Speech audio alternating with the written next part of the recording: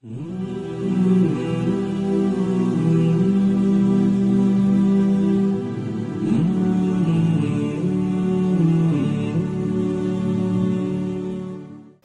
billahi minash shaitanir rajim. Bismillahir rahmanir rahim. Të nderuar vëllezër, njeriu është i krijuar prej dy komponenteve, prej fizikës, materjes dhe asaj shpirtërores. Andaj Madhi Zot xhallashanuhu adhurimet i ka ndarë apo i ka bërë obligim për besimtarët që të përmbushin nevojën shpirtërore dhe fizike. Namazi, agjerimi janë adhurime drejt për së drejti shpirtërore, ndërsa zeqati është obligim material përmes të cilit të madhrojmë dhe falendrojmë të Madhin Zot për mirësitë të cilat na i ka dhuruar krijuesi i gjithësisë.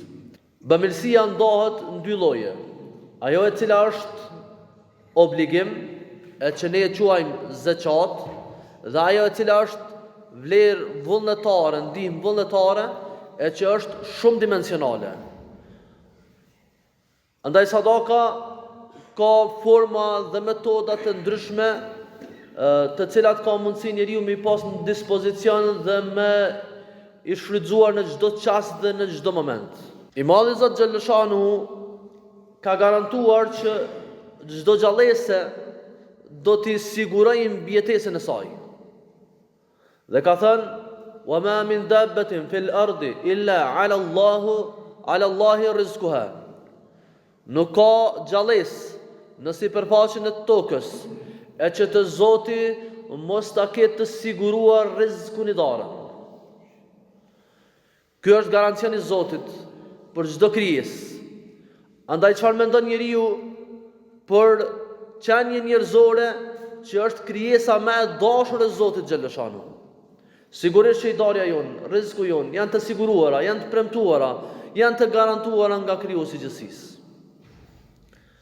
Dhe njëra prej formave të garancionit apo të sigurimit të i darës për secilin person është edhe përmes rrugës së bamirësisë.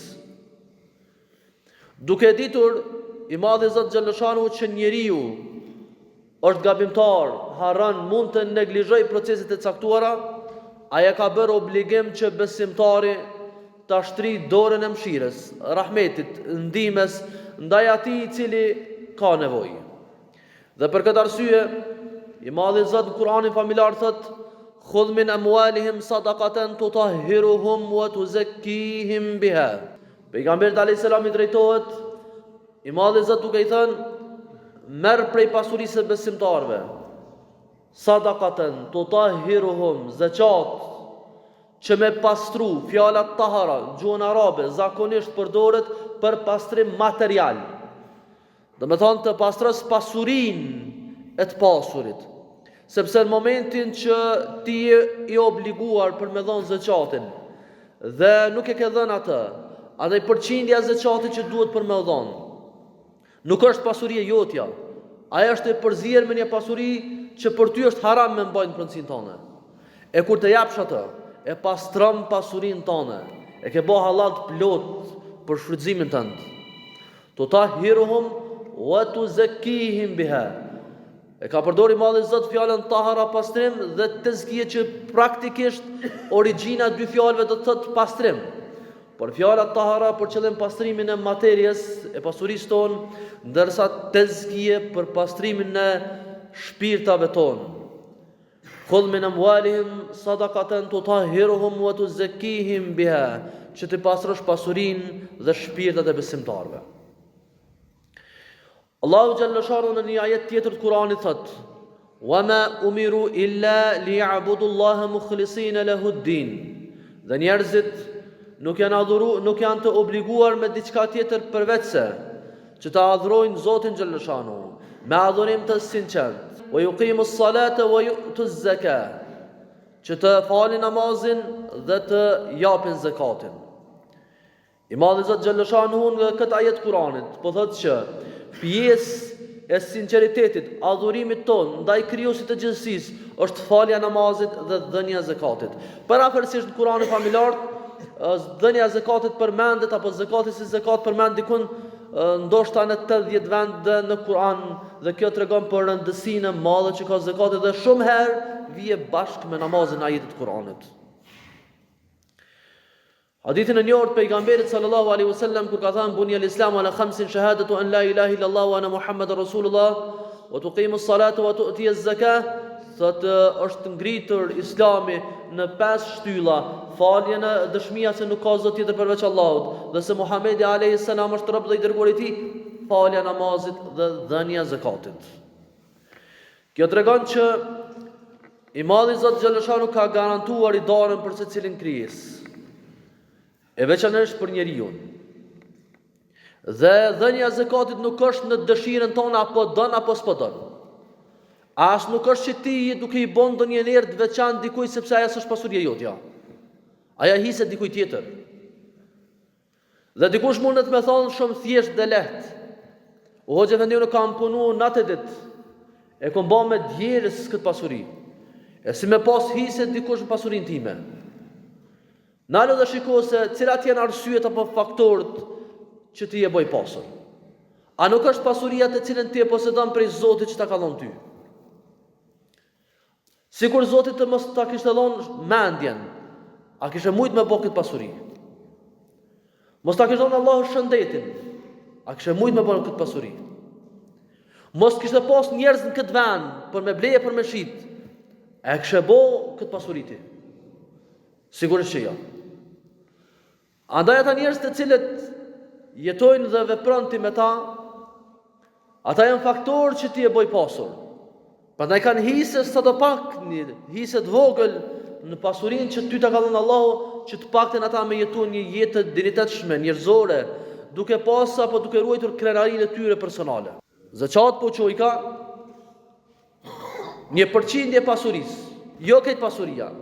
1% e vogël, e ajo është 2.5%. E besimtarët e kanë obligim me dhënë zakatin. Ata që janë të pasur, jo të varfrit, vetëm ai që ka mundësi, që ka në nivel të pasurisë që ka arrit, për mi udhërua kategorive të veçanta që kanë nevojë për ndihmën dhe mbështetjen tënde. Me njet, me bon njet që me qenë zakat kjo. Por sigurisht që adhurimet e kanë edhe kohën e veçantë. Prandaj e kanë atë limitin vjetor që për çdo vit kalendarik duhet për me dhënë dhe për me nxjerr zakatin. Por kush konsiderohet njeri i pasur? Kush janë ata të cilët e kanë për obligim me dhënë zakatin? Çdo person i cili posedon pasuri, vlera të cilës arrin 91 gram ari prej tollave, prej arit argjendit, apo edhe prej mallrave të cilat kur i ka ble me njet me bot tregtime to. Kur krejt këto bëhen bashk, nëse arrin vlerën e 91 gram ari, që përkthyer në vlerë monetare në vendin tonë, në këtë vit është vlerësuar 7.371 euro. Kush i ka 7.371 euro në pronësinë e tij, prej arit, argjendit, mallit, tregtisë nëse ka blerë me njet për me tregtuar me ndonjë mall, ky person e ka për obligim për me dhënë zakatin. Vetëse duhet me pas konsiderat që nëse në moment, për shembull në këtë vit, i kam 7.371 euro prej arit, argjendit e mallit, tregtisë kështu me radhë. Dhe në këtë rast, mo është plotësuar një vit kalendarik hënor me 5 Ramazan e kom arrit këtë vlerë, dhe me 5 Ramazan e kam këtë vlerë prapë ose ma shumë, e kam për obligim për me nxjerrë zakatin që llogaritet 2.5%. Kështu që çdo person i cili posedon këtë sasi të pasurisë e ka për obligim amanet prej Allahut, sikur që është falja e namazit, sikur që është agjërimi i Ramazanit, sikur që e ka për borx me shku në haxh, ky person e ka për obligim për me dhënë zakatin apo një pjesë të pasurisë të cilën e potencuam më lart. Ata të cilët posedojnë bagti, nëse i posedojnë 30 bagti, qoftë viça lëpe kështu me radhë, zbashku krejt, i duhet për me dhonë një vjeçare. Nëse i posedon 40 bagti, atëherë jep 2 vjeçare. Ndërsa nëse kalon në 60, se tash prej 40 në 60 s'ka kur gjë, nëse kalon në 60 i jep 2 nga 1 vjeçare. Nëse kalon në 70 i jep 2 vjeçare dhe 1 vjeçare. Dhe për çdo 10 shkon duke u shtuar titra. Nëse kush i posedon nga 40 deri në 120 dele e jep 1. Kush posedon nga 121 deri 199 i jep 2. Dhe kush e posedon nga 300 deri nga 200 deri në 299 i jep 3 dhe për çdo herë shkon duke u shtuar ka 1. Çdo 100 shtohet ka 1. Kjo është ajo e cila sa i përket deleve. Për kulturat bujqësore nuk po flasim, sepse do të flasim në temë të veçantë kur vjen koha e korrigjive kështu me radhë. Islami është fe e kompletuar, perfekte. Arsyeja është e thjeshtë, se vjen nga Allahu, i cili është i pagabime, i patmeta. Andaj edhe feja e tij është e pagabime, është perfekte. Të drejtën e pronësisë, me pas dikush diçka në emën vet. Islami ja ka njohur edhe burrit edhe gruas. Vonë kulturat apo civilizimet bashkëkohore ju është njohur e drejta e pronësisë grave. Në Islam kjo është njohur qysh para 1400 vite me ardhen e Islamit. Andaj najna dëshmitar të qartë që gjinia femërore, nënat, gratë, motrat, bijat tona, një kohë gjatë nuk është paramendu që ato me pas pasuri që me dhonë zeqatin. Dhe ju e dini që pak i keni dëgju hoxhallar të folë zeqati grave apo jo. Sepse nuk ka qenë tema aktuale.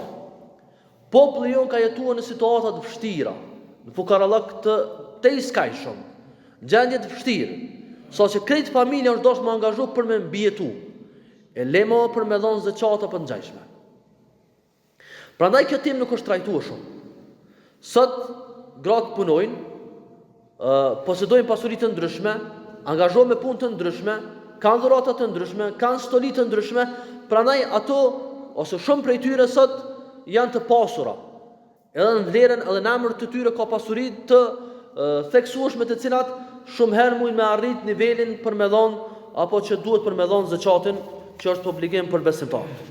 Gratë sot posedojnë pasuri. Dhe Zoti kur e ka obliguar zeqatin, e ka bërë obligim për njerëz të pasur.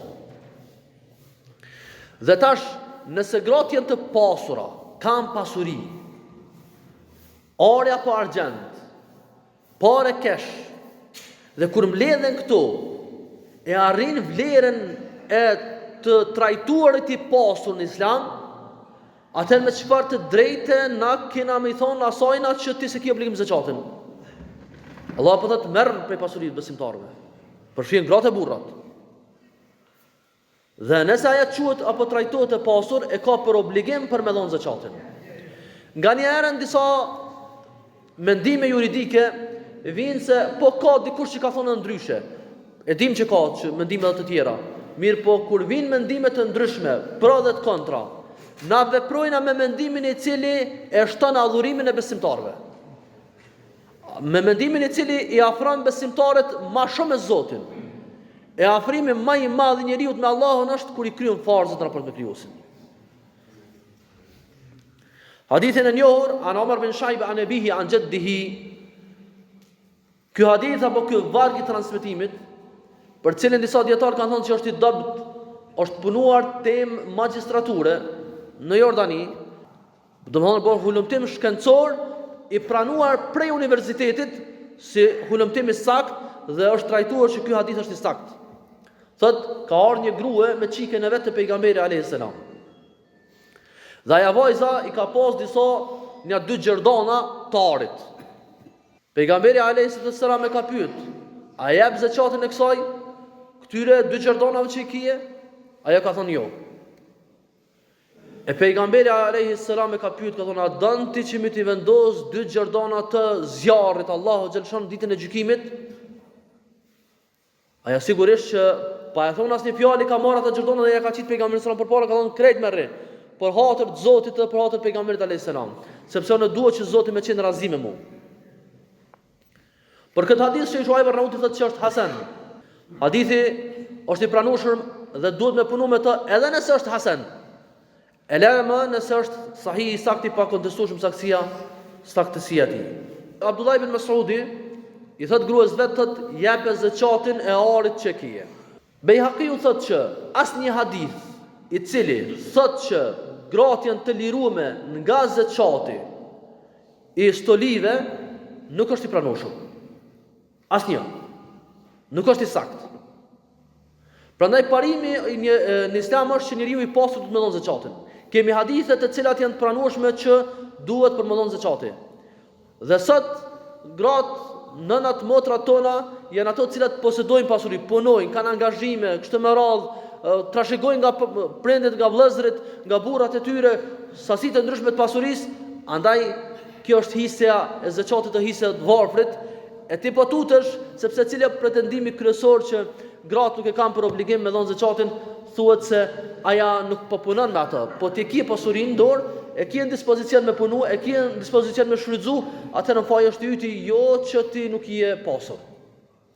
Andaj pejgamberi Zotit sallallahu alaihi wasallam ka thënë: "Ma naqasa malun min sadaqa", pasuria nuk zvogëlohet duke dhënë sadakë, e asesi duke dhënë zakat.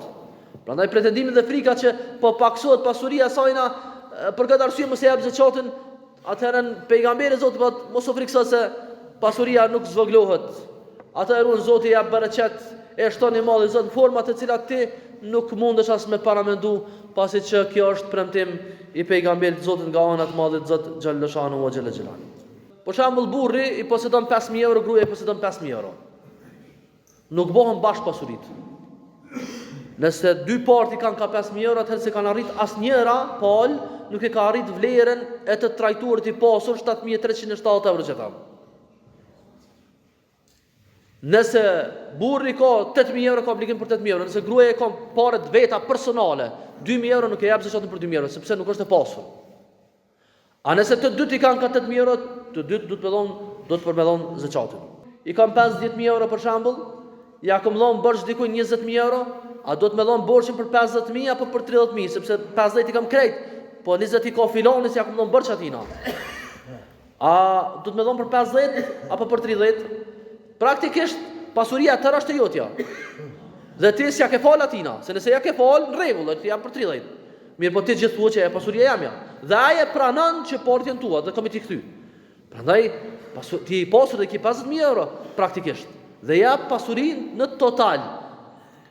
Disa dietar kanë thonë, mundesh për çat 20000 me lënë më vonë kur ti kthem parët me dhon. Mirë, po prap do të për me dhon zakatin e saj. Por hoxha vendi e kam një borxhlit keq. Ja kom dhënë do parës për mi kthen. Tash këtij personi a bën mi afal borxhin? Zakati tam nuk ka parë jotja, nuk ka pasuri jotja. Është hak i të varfërve. Andaj ti po kqyr me nxjerr borxhin tan duke ja fal atina. Mund ti po përfiton. Andaj zakati është hise të tërkuj, pasurie tjetër kuj, nuk ka pasuri jotja. Dhe ti obligohesh që me dhon prej pasurisë tone dikuj i cili ka nevojë, që Zoti ka përcaktuar, pasi që ajo nuk është çin ka pasuria jote, është obligim për Zotit. E ti s'mundesh me fal pasurinë e huaj. Ato do të më ia dhon njeriu të më pas në pronën tonë. Për shembull, mi ka dikush borxh 3000 euro, unë i them, merr 3000 euro zakat. Të mia janë për t'i jap. Momentin që ti merr në dorë ai, kthemi parët. Se këtu janë parët mia. Ja, po e ke gjetë mundësinë për me kthy parët. Po pa ja dhon nuk bën. Sepse ajo është parë zakatit që ti ke obligim me dhon pa interes. Sepse ti s'mundesh me shfrytzuar një pasuri që nuk është e jotja, ajo nuk është pasuri e jotja. Këtë do të më pas në konsiderat. Hoxha Efendi, pyetje tjetër. Unë kam blerë një banesë, jam marrë vesh me kompaninë që kam blerë banesën prej sajna, që më ia dhon 20000 euro parë kesh në dorë, i kam borxh edhe 50000 euro. Po kam i la për çdo vjet ka 10000 euro. Hoxh, në këtë rast unë i posedoj 50.000 euro i kam në dorë i kam. Si vjetë e kam obligim i dhon veç 5.000. I kam 50.000 euro në dorë, po si vjetë e kam për obligim i dhon veç 5.000. Atëherë zakatin e jap për 45.000, sepse zakati japet për çdo vjet dhe si vjet i kije veç 5.000 borx. Atëherë një zbret prej 50.000 zbret çdo 5.000 dhe jap për 45.000 sot jesin. E vitin e ardhshëm, për shembull, i kije 10.000 euro krejt, i jap 10.000 euro, s'ti asnjë për obligim, s'ki obligim me zakat, sepse se ki vlerën apo nuk trajtohesh i pasur fetarisht. Dietarët islam thonë se shteti mbahet në dy komponente. Në dy parime. Aspektin ushtarak dhe atë shkencor arsimor. Shtet fuqishëm, pa që të dy komponente nuk ka. Nëse i e shumë i pasur, po si i fort, pasuria ka me të shku hujtë se kanë më të marrë tjertë.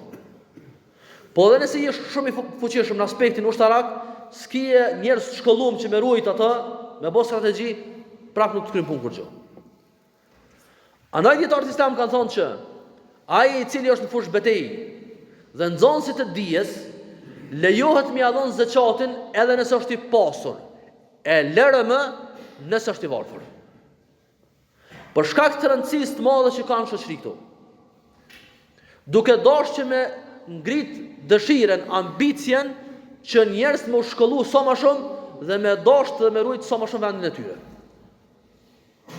Kush e kupton dinin islam mirë, e din që nuk ka garancian më të mirë se sa feja. Nuk ka garancian as njerëzve as vendit vet. Një din i cili thot kush bën dëshmor, e ka gradën e pejgamberëve. E në disa raste transmetimeve dietarëve thonë se edhe pejgamber lutën me pas gradën e dëshmorit, çfarë nxitje apo stimulimi po don më të madh për shoqërinë për me rujt vendin e vet. E lera me për gjërat e tjera. Prandaj sot vendin tonë fatmirësisht ka një fokus pe qeverive të vendit tonë, pe qeveritarëve komunale, qendrore, pe gjithë se këta njerëzën tonë, pavarësisht se kush u heq me neve, këta këtë kanë ndërt këtë vend dhe njerëz tonë, e ka një fokus që me ngritë dhe me fuqizu aspektin ushtarak.